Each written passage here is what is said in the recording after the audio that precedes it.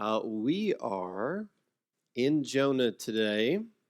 Some of you are thinking, Jonah on Christmas? Yes, Jonah on Christmas. We are Jonah chapter 4. We are finishing up Jonah.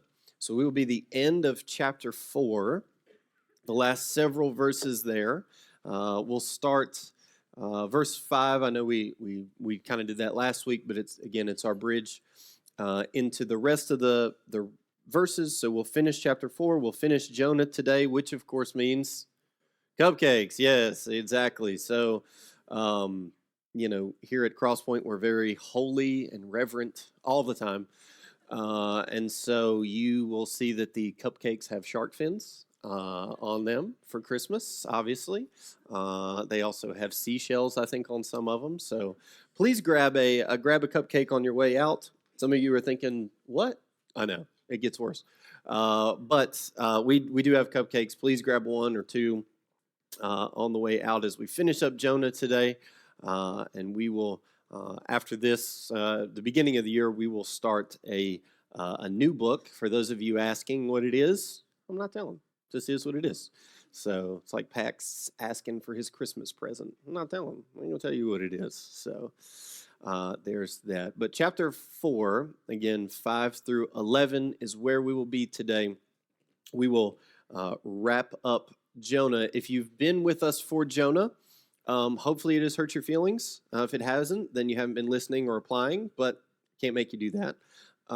Jonah is a mirror, and as we said kind of early on, God's going to talk to Jonah, but Jonah is not really the point of the story. You and I are. And so as God is talking to Jonah, and especially today, because God kind of asked Jonah a couple questions, he's actually asking those questions to you and to the reader, the person who's going to read it. Jonah has a lot of issues. He's a prophet. He's supposed to, be the holy guy and teach and preach and tell people about Jesus and all that stuff, and he's not interested in that. Jonah's in a pretty good earthly spot. He gets the ear of the king, and he's in the king's courtroom, and he tells him, the good news that, hey, you're going to expand your territory, and you're going to have good economic success and all that stuff. But Jonah has kind of let his job as the spiritual leader of the kingdom of Israel slip. And God challenges him. God says, hey, I need you to go to the city of Nineveh where you don't want to go, to people you don't like, and preach to them and tell them to repent and, let them know that God is real. Jonah doesn't respond great. He runs away. A fish gets him. So, again, if you don't take anything away from today, if you're running from God, don't go near water. But that's okay. If you do that, just be aware that you may get swallowed by a big fish or whale or shark. It just depends on which cupcake you get there.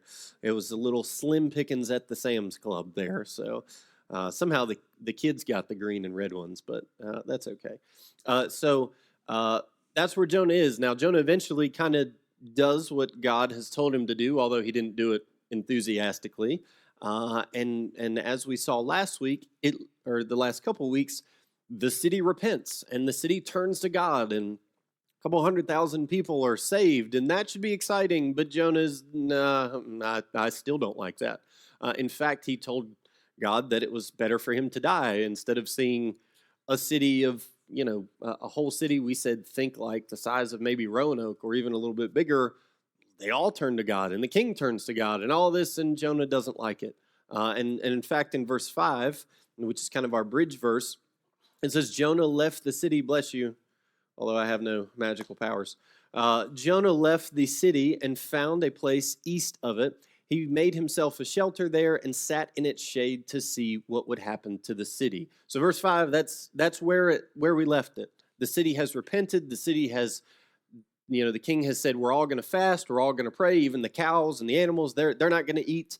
And Jonah left and watched. And our challenge last week and kind of where we left it was, you're either going to worship God in church or you're going to watch. And Jonah had the opportunity to do who knows what type of ministry. You got a whole city of people who are turning to God and getting saved. that's kind of a pastor's dream scenario, right? It's like, oh, I can pray, I can answer questions. Oh, great. And Jonah doesn't do that. Jonah just sits on the sidelines and he is butthurt, I guess, and is making a shelter and says, nah, babe, I'm running away and taking my ball and going home. And so he's sitting up there while people are worshiping, while people's lives are being changed. And Jonah, the person who should be excited, the person who should be involved in it, nah, mm-mm. And that's maybe where some of us have gotten with our relationship with Christ or in church is we've been coming, but I'm not really interested.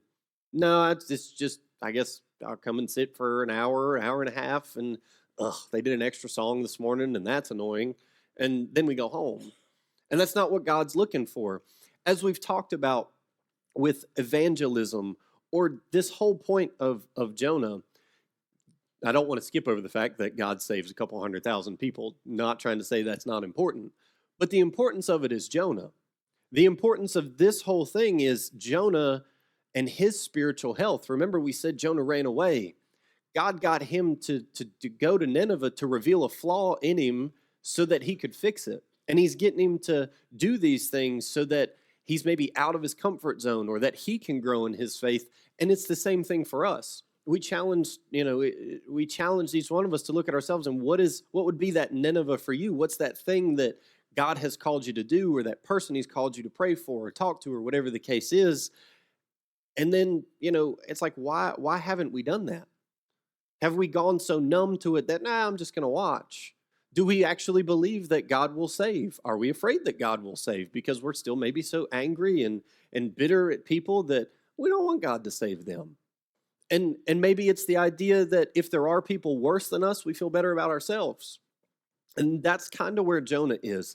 And that plays into today a lot. That Jonah is a Hebrew. He's an Israelite. He's God's chosen people. He's saved because of who he is. And I'm kind of better than some other people. And I don't want them to be saved. So Jonah is on the hill here. He left the city. He's east of it. He's at a place where he could see the whole city, not participating because he wants these people to be destroyed. Remember, God said, hey, if you all don't stop your evil, then you're going to be destroyed. And so part of it is Jonah is still wanting that to happen today. So that's kind of the scene. That's kind of where we are. Again, this will end. It kind of ends suddenly. If you've read the book of Jonah before, it's just kind of like you're in the middle of reading, and it's like, oh, that's it. Did I miss a page? Okay, well, now what? Yeah, that's the point. God is going to ask a couple questions, and then it's now what? What do we do with it? Where do we take it? Where do we go? The whole book of Jonah in its entirety, what do we do with it? And again, it kind of ends on it ends on a question. The last verse there it ends with a question mark. So there you go. You get to decide what you do with this. You get the Christmas present. You get to decide whether you open it or not. So again, we read verse 5. I'm going to read 5 through 8 again, or 5 and then through 8, just to see where we are. So verse 5, it says, "And Jonah left the city and found a place east of it. He made himself a shelter there and sat in its shade to see what would happen to the city." Verse 6, "Then the Lord appointed a plant, and it grew over Jonah to provide shade for his head, to rescue him from his trouble. Jonah was greatly pleased with the plant. When dawn came the next day, God appointed a worm that attacked the plant, and it withered. As the sun was rising, God appointed a scorching east wind. The sun beat down on Jonah's head so much that he almost fainted, and he wanted to die. He said, 'It's better for me to die than to live.'" So there's a phrase that pops up pretty much in every verse there, and it says God appointed, right? And if you remember from I think it's the very first chapter, God appoints several different things throughout this book. There's the storm that when Jonah gets on the boat to run away, God appoints a storm. And then he gets thrown into the water and God appoints a whale, fish. Yeah, okay. That's good. Fish. So we've listened a little bit. We got the fish. That's good. So he appoints the fish, he appoints the storm, he's appointing things in this. God is in control of all of it, right? It's not like Jonah did something and God was like, crap, where'd he go? I lost him. If you try and play hide and seek with God, God's going to win. Okay, don't. You're going to lose, and you could end up in a fish. But God's in control of all of this. He's in control of nature, things like plants, whales, storms. He's in control of what's going to happen as outcomes. Remember, Jonah didn't exactly preach the message to Nineveh like with any type of passion, right? He didn't do that. He didn't point the sailors to the Lord, really. He said that he was a Hebrew, but then he was like, kill me. And all these people still got saved. God is over all of it. We just get to participate. And it's a lot easier if you participate than if you run away, because when you start to see what happens here with Jonah, Jonah's one of those people who's a hard way kid. He's kind of hard-headed, right? How many of you have this kid? They have to learn the hard way. How many of you were that kid? Some of you didn't raise your hand, and I know you personally. So, yes, you are. Okay? There are some kids. Very nice. I appreciate the honesty there. All good. Never mind. I'm going to stop. But some of you may have a kid, or you're this way. You could say, hey, that stove is hot. Don't touch it. Cool. Some of you, that goes through your head, out the other side. You touch the stove. Why didn't you tell me that was hot? Right? People are like this in their spiritual walk. They are. With God, some people have to hit rock bottom. Some people don't have to appreciate God. We see here God appoints good things and God appoints bad things. In verse 6, Jonah's sitting there and God appoints a plant for shade. This was probably like, I forget, I think it's a castor oil plant. Anyway, a plant that's big enough to provide shade for a person. And so that's a good thing. The whale, the fish, whatever, both. That's a good thing. You may think, well, no, that's stinky. Well, if not, he would have drowned. So the whale we're going to put in the good thing category. It saved him from destruction. Jonah ended up thankful for the whale. God, again, is trying to get Jonah's attention throughout this whole book. One, Jonah was in a place where he probably wasn't doing what he was supposed to do as the prophet, the man of God. We saw, we pointed out in the first week that he gave a prophecy, and then God sent another prophet to say, yeah, that's reversed now. That's not going to happen. So Jonah wasn't exactly doing what he was supposed to do as somebody who is, putting on this, that I'm Team Jesus, I do what God says. And so God is trying to get his attention. Hey, go to this place and do this. That's not really a bad thing. It's kind of cool that God of the universe, all creator, gives you an opportunity to go do something. No. Okay, here's a storm to get your attention. Okay, you're going to try to kill yourself? Okay, here's a whale to protect you. Okay, now you're not going to do what I say? You're going to go here. Here's a plant. Here's another good thing. And then we see, all right, well, now you still didn't listen, so here's a worm that's going to eat the plant. We see that God can meet you no matter what type of person you are. Whether you learn from a blessing or whether you learn from God's provision or protecting you, and there are people who have that testimony, right? They would say, hey, I was really an idiot. I shouldn't have been alive. I guess God protected me. People have that testimony. There's people who have the other testimony. It's like I ran from God. I didn't listen. I bounced, and God was there to help me after I bounced, after I hit rock bottom. That's the other side. That's the eating the plant. That's the storm. That's the scorching wind that comes in here.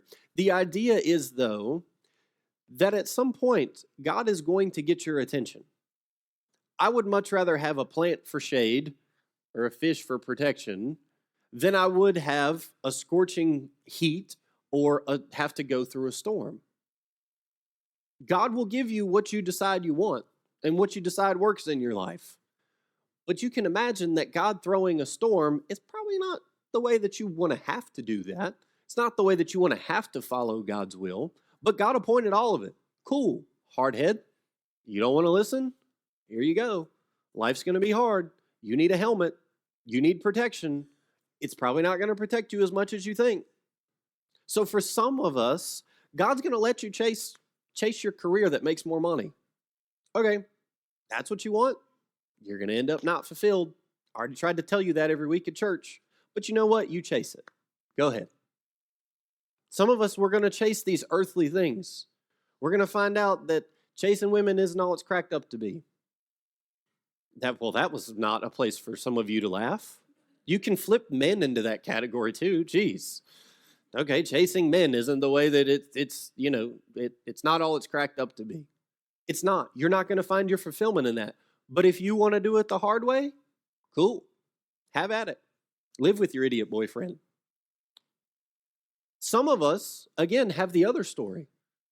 We can look and we can say, oh, I should have been in jail. I should have been dead. I shouldn't have survived that car wreck. But God protected me. And we see both. And everybody in here, you're in one of those two categories. You're either hard-headed or semi-hard-headed. Everybody's a little bit stubborn. But you either have experienced the favor of God, the protection, the blessing, or you keep wondering why in the world you get stuck. Why in the world life isn't working out? Why in the world do I keep trying it my way and I just can't get ahead? It seems like everything that I do doesn't work. Correct. You're right. Jonah tried it his way. He tried it. Remember too, in his prayer in chapter 2, when he started saying, God, I'll give you praise. God, I'll give you thanks. God, I'm going to serve you in your temple. That's not what he called him to do. He called him to go to Nineveh. And for some of us, that's it too. God has called us to do something, and we're going to do something that's kind of like wholly adjacent, like it's right beside the thing that God called us to do, so that we kind of look good. That's Jonah. I'm going to praise you. Yeah, I need you to preach. I need you to take it serious and serve in Kids Point. No, but I'm going to sit on the second row at church and raise my hands. Sorry to the second row people, all right, where you're appreciated. One day God will move you to the front, I promise. Okay, he's moving all of us. We're going to move seats. It's a preview of the message for next year, but that's okay. I know some of you got nervous. It was like, oh crap, we're going to move seats again. No, we're not, I promise. Hold on, just pause real quick. How many of you sat in a different, how about side? Or did you go back to your own? Okay, Haley, you're in the same spot every week. You sneak in the back in the band reserve spot. Okay, sorry to call you out. I can't hear you from up here, so I don't know what you said. But yeah, most of you ended up back where you were. Cowards. Losers. Anyway, it doesn't matter. That's what I call them. Christian losers. Anyway, doesn't matter. Where were we? God appointed. Yes. So, the good news is you get to choose, right? You get to choose. If you decide to do what God has called you to do and follow his way, it's probably going to go a lot easier for you than running like Jonah did. But God is going to give you appointments so that he gets your attention, right? That's the point of all of it. God isn't just mean. It's not like he hates Jonah and is like, storm, heat, worms, whatever. It's not like he's just doing that. He wants Jonah to follow him closer.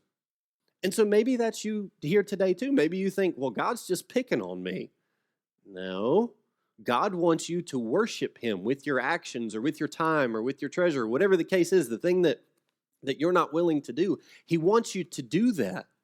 And if that means smacking you on the back of the head like Gibbs does on NCIS, somebody watching? Yeah, I love that. When he just wham, DiNozzo right on the back of the head. Every time. Love it. Sometimes God has to do that so that you end up where you're supposed to, right? God is a loving father. Loving fathers discipline, right? Some kids, timeout works. You know what my kid does? He puts himself in timeout. It's the most wild thing that I've ever seen. He gets mad, he goes in his room, he shuts his door, and he sits on the edge of his bed. Like that's what he does. His cousin, that is just, timeout don't work. Am I right? You think I'm right? She don't see. Okay, watch this. Like it just doesn't. Again, God is going to do what it takes to get your attention so that you can worship him or so that you can get to know him for the first time or better the next time. God's not going to just leave you where you are, especially if you've gotten comfortable. And that's Jonah. Jonah got to the point where he got so comfortable in his spot, he stopped doing ministry, right? It's not that Jonah was necessarily a bad guy. I mean, he was the prophet and he gave some prophetic messages, but he stopped sharing Jesus. It stopped coming out in him. And the most dangerous spot to be is not even necessarily somebody who hasn't trusted Jesus yet. It's somebody who has and has forgotten it and stopped living like it. Because that's the type of person that God is going after right here. Yes, the Ninevites, they're part of this story for sure, but the focus of it is the man of God who wasn't acting like it. And so we get these, again, it says, as the sun was rising, God appointed a scorching east wind. The sun beat down on Jonah's head, so much so that he almost fainted and he wanted to die. He said, "It's better for me to die than to live." A bit dramatic, whatever. But maybe he has sensitive skin. Maybe he gets sunburned easily. Maybe he gets blisters and then freckles and it doesn't stay as a suntan. That's me. I get that. But so then verse 9, it says, "Then God asked," this is never good, just so you know. When God starts asking you a question, it doesn't go great. "Then God asked, 'Is it right for you to be angry about the plant?' 'Yes, it is,' or 'Yes, it's right,' he replied. 'I'm angry enough to die.'" One, we get the point, Jonah, okay? Like, chill out, relax, all right? We get it. This is the third time he's mentioned that. And if you remember, he has, in chapter 1, he stepped towards death, and then he had him throw him overboard because he wanted to die. Again, this is all just ways for him to run from what God has called him to do. But he says, "Yes, it's right," he replied. "I'm angry enough to die." Question: where did the plant come from? God. Was it there when he started? No, because he built a shelter for himself, right? That's what it says. He built a shelter for himself. Overnight, a 10, 15-foot tall plant grew up, and Jonah didn't really appreciate that it was from God. That's what we do in our lives. We see something good, and maybe it's not exactly what we had in mind. Maybe it's a little bit different, but we don't even appreciate it. And maybe that's a person. Maybe that's a job situation that God has put us in. Maybe it's not the highest paying job. Maybe it's not the one that we always dreamed of growing up. I can relate to that. Just kidding. I do like this one. But I didn't, like in elementary school, you have like what you want to be when you grow up day. I didn't, wear skinny jeans and, a cross necklace or like one of them black things that the Catholic priests wear. That's not what I dressed as.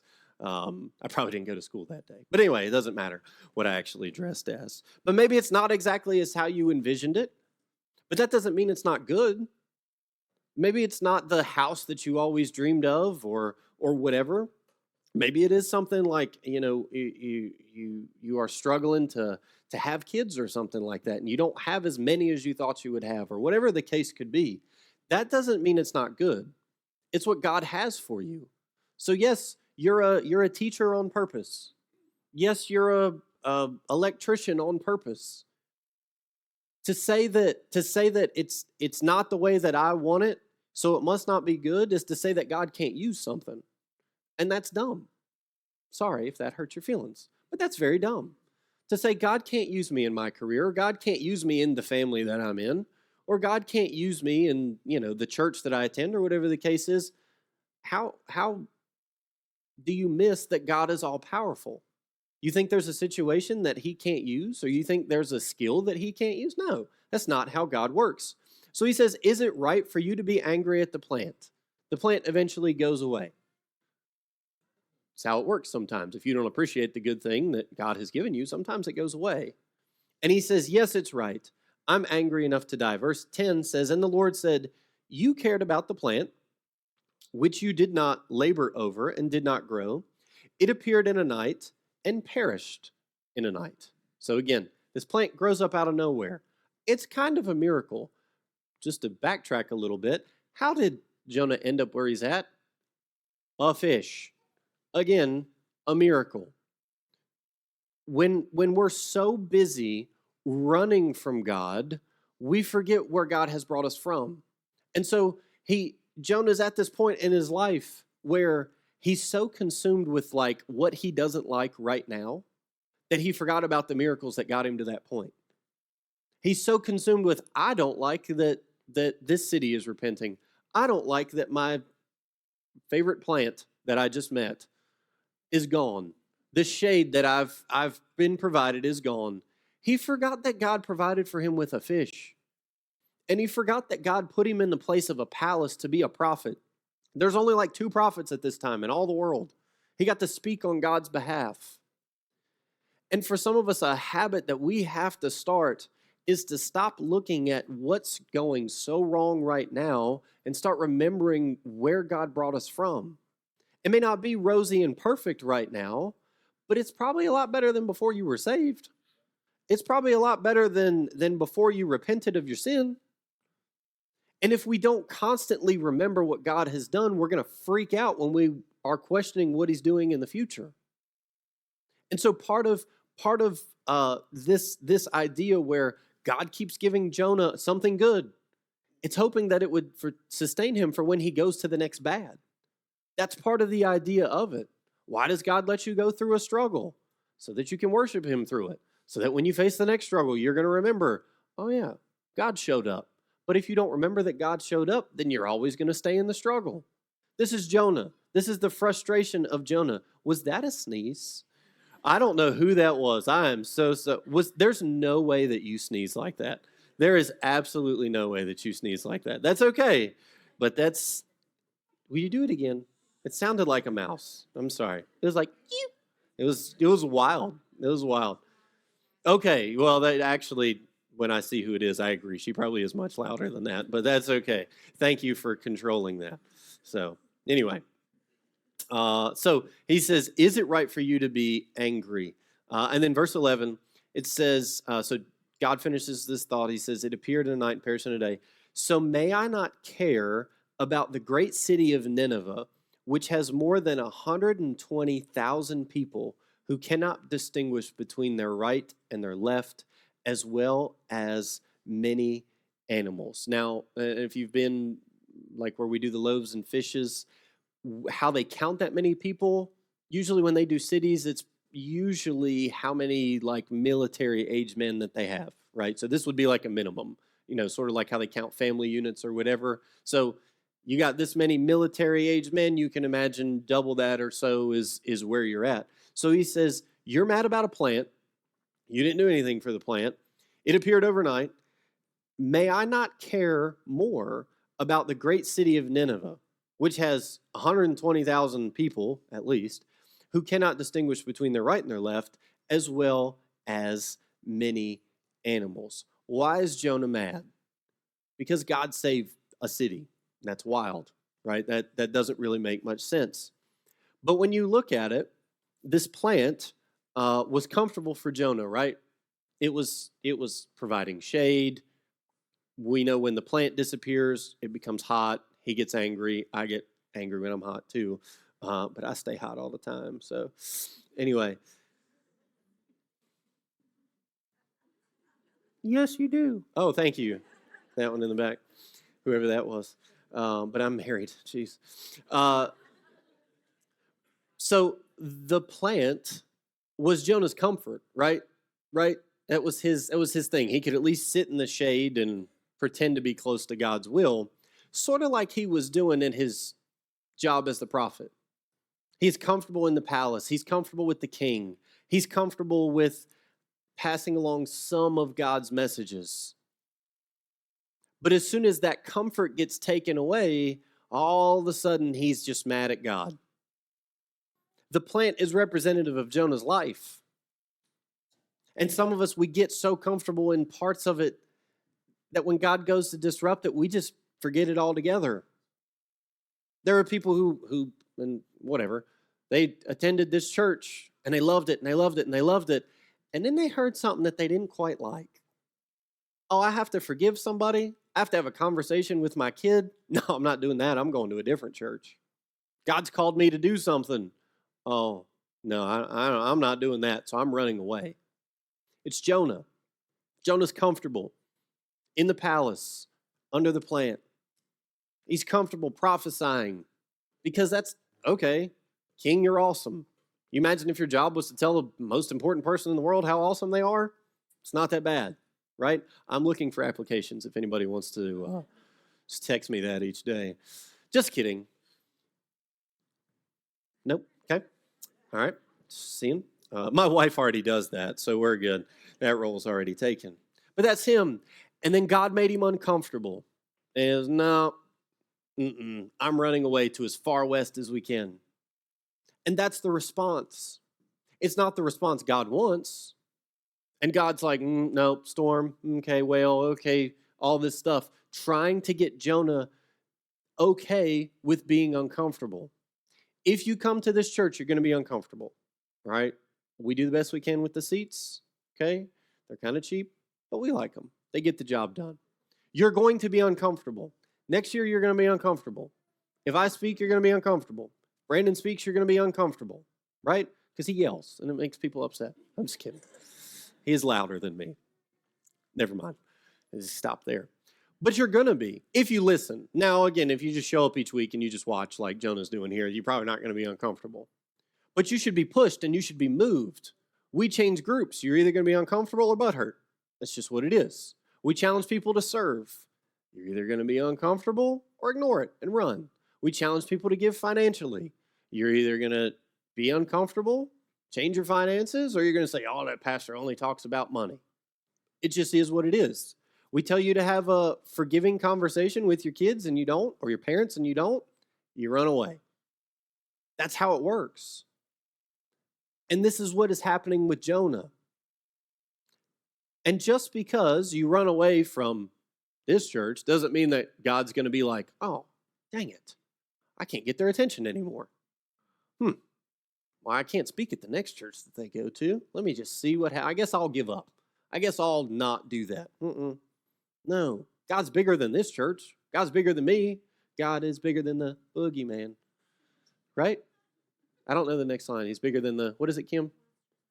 The monsters on TV. Exactly. Yes. Thank you. Kids Point. Hashtag gang gang. But that, okay, cool. You don't think it's your next church or your next prayer time or the next time you're alone in your car, God's not going to get your attention? Yeah, he is. It's better to go along than to run. And so for him, he's uncomfortable. And it made Jonah look bad. That all these people who are far from God are actually now close to God. And that him, the Christian, wasn't willing to do what he was supposed to do. Or that his people were out of control. And so, on one hand, Jonah doesn't like being uncomfortable. On another, Jonah doesn't like being called out on himself not living right. Jonah was challenged on the way he even thought about God. Because for them, they thought that Israel were the only people who were chosen by God, that they, this is the only ones that he came for. And God had a bigger purpose and he had a bigger plan than that. It challenged how, Jonah lived his life. Jonah was kind of along the lines of, well, I'm good. I'm going to heaven. I don't need to tell anybody else. That's not what God has called us to do. God has told us to tell other people. He says, go and make disciples. You know what the first part of making disciples is? Telling them they need to be a disciple. That's what God has called us to do. If not, we would go straight to heaven. And so Jonah had to think outside of himself. He had to think outside of his people. He had to think outside of the nation of Israel, the northern kingdom there. He had to think of, dirty Gentiles who don't go to church, who aren't God's chosen people. He had to think totally different about the purpose of God. Maybe it wasn't just to make himself comfortable. Maybe it was to call him to a place of being uncomfortable. For some people, that goes against what they think about God today. God just wants me to be happy. Find me that verse. Let me know where that is. I'll let you speak next Sunday. I'm going to throw things at you. You don't want me in the crowd when you speak because I'm going to boo and hiss. But I'll participate with jokes because you all don't. That hurts my feelings. It challenges that. Jonah was comfortable. Jonah had a good job. Jonah may or may not have had a good marriage. Jonah got to eat the best food. And God said, no, that's actually not the point. I need you to go to these people who hate you. That's how God works. Maybe Jonah had given up on these people. Maybe Jonah had given up on himself. That, God has been telling me to change these things, and I can't do it anymore. Christianity or following God or whatever, it's for younger people who need it, right? The people who are still figuring out life. But me, I'm old. I'm 30. I'm not, I'm 35. But some people say, well, I went to church, but then I got off. God's probably not interested in me anymore. We see from this that God pursues. We see from this that God chases. Jonah's probably older. He's a prophet, right? He's been doing this. He's trusted for a kingdom. It's not that he's too old to change. It's that he's not willing. It's not that he's too old to be used by God. It's that he's not willing to be used by God. Christianity and following Christ is for everybody. So maybe he'd given up on himself. Maybe he had given up on these people. They steal people and put them in slavery and kill people, and they hate God and they have their own gods and all this stuff. They vote Democrat. And so I'm just kidding.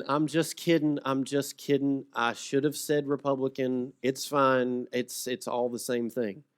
But they do those things, and there's no way they're interested in God. They're in jail. They used to be in jail. They struggle with addiction. There's no way they're interested in God. Maybe Jonah had given up on those people too. The cool thing is, though, is that God didn't give up on anybody in this situation. He didn't give up on the sailors who were pagans. They didn't worship God. He didn't give up on the Ninevites who were really far from God. He didn't give up on Jonah, who was somebody who maybe at one point was on fire and then is not. He didn't give up on anybody in that situation. He kept having appointments for all of them. The appointments for the sailors was Jonah's running. The appointment for Nineveh was Jonah's obedience. God's still going to work. God's still going to move. He still is going to have appointments for people. He's appointing worms and whales and winds and another W word, Worcestershire sauce. He appoints all that. And so there's nobody who God's not interested in. Democrat, Republican, poor, rich, any ethnicity you could think of, running from God, obedient to God, young, old. God's interested in all of them. And he's got a plan and a purpose for all of them. And the best thing that God appointed was he appointed for his son to come to this earth. And this is really what Jonah is a preview of what Jesus was going to accomplish. You see, the Israelites thought that God was just for them. And Jonah thought that God was just for them. But God knew that the whole world needed saving. That every tribe and every tongue and every person with every type of background, people 3,000 years after this, they all needed saving. And so he appointed that his son would come to this earth. And he appointed that Jesus, who is God, would leave his heavenly throne about 750 years after this, and he would come to this earth not just for Jewish people, not just for people born in a certain place or a certain time, but for all people. And it's what we celebrate at Christmas. We celebrate that Jesus came and that Jesus lived and that God was with us, Emmanuel, and that people were saved and people now had access to a holy and perfect God. And so when God asked Jonah a question, he says, is it okay that I care about people? Well, I hope so. It's okay, because he cared about you. He cared about me. He cared about the Ninevites. He cared about Jonah. He cared about the Israelites. They're all just in different situations. Some of them were running and some of them were searching. There are people in this room. Some people are running. Some people are searching. Some people are trying to remember when they used to be excited about Jesus. And God meets all of us in every one of those situations. Okay. Our cue. Let's hear and today, that cool appointment is not leaves. which would be trippy. It's not worms, which would be icky. I feel like a Grinch song here. It's not necessarily that a storm is going to come through. It's not necessarily that there's a whale waiting on you or whatever. It's Jesus. The appointment that God has for you and for me is for Jesus, either for the first time or for the next time. For us to remember, oh yeah, Jesus saved me. He can sustain me through what's next. If I trusted Jesus with my sin, if I trusted Jesus with my eternity, I can trust him to take a step. It may not make sense. It may mean I make less money but have a freer schedule. It may be that I reach out to somebody in my family who I haven't talked to. It may be that at work, I'm not afraid to let that light shine because I remember how Jesus saved my life and I want others to experience that. I don't know what it is for you, but you know what it is for you. God's going to give you the appointments. You got an appointment every Sunday.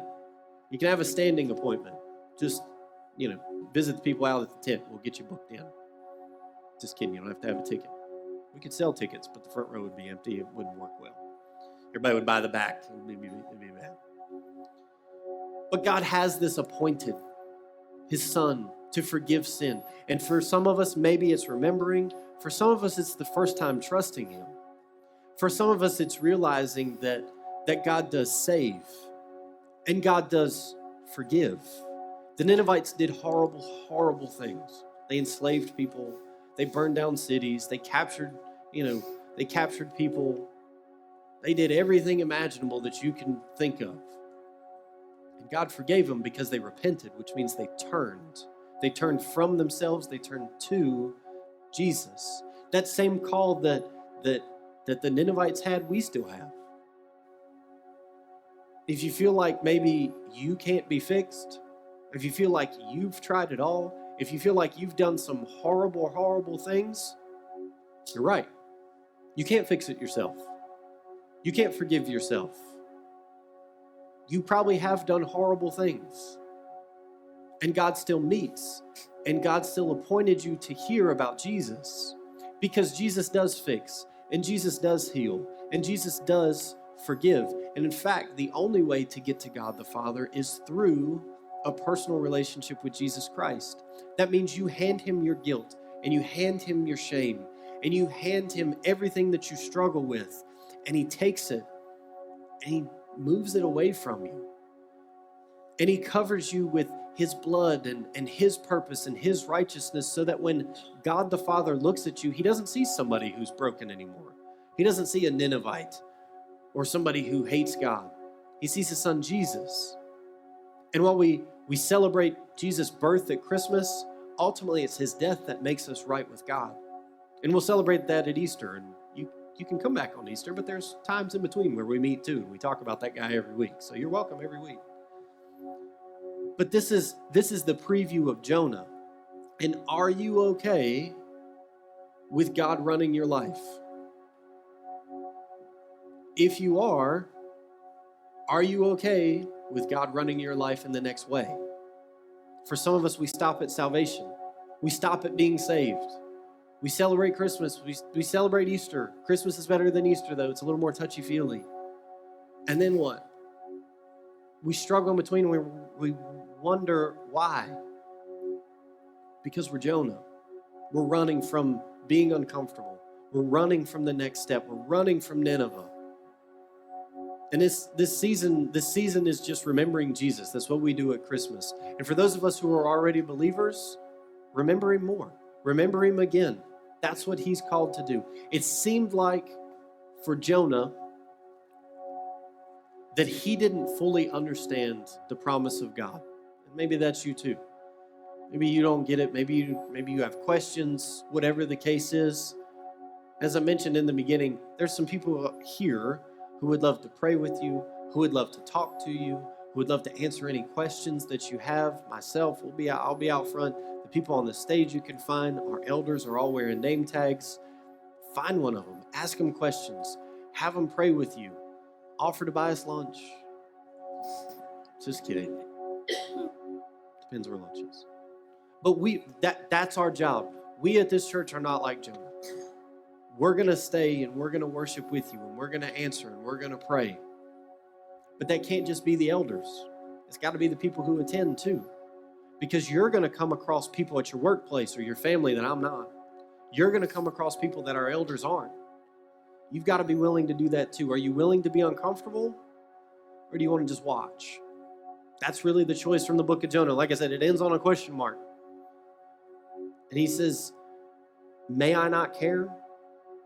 You care about all these things, but is that really your right?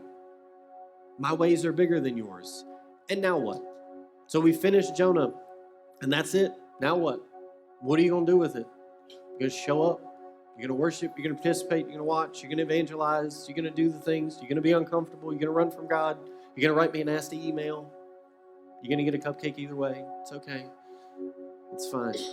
But that's the choice. And that's really the choice that you have every day. You're going to keep worshiping God or not. So let's pray.